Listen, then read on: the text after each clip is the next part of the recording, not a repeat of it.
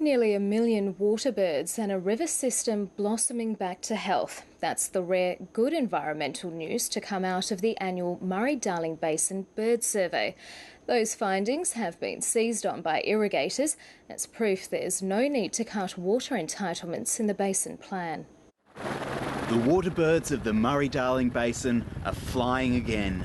Their numbers are the third highest on record since this long-running wildlife survey began 30 years ago. This particular year it's just fantastic to see the rejuvenation in the environment, in these wetland systems like the Macquarie Marshes and the Low Bidgee wetlands, and the waterbirds reflect that. We've seen the breeding species go from 3 to 4 species in a dry season to us counting 22 species in a wet season in 2011, so it's just amazing.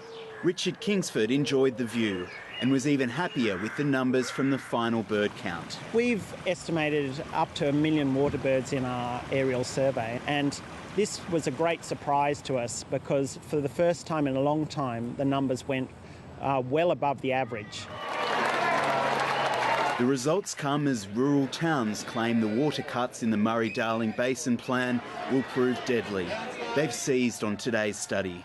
In light of this latest report, the government certainly needs to look at the rationale for taking so much water out of our irrigation-dependent communities. But scientists say these flood years are rare and that irrigators are still taking too much to ensure a healthy river when things aren't so wet. To try and claim that irrigators during that drought were extracting water is absolute bollocks. With Australia's most important river system, even good news becomes political. Conor, Duffy, ABC News.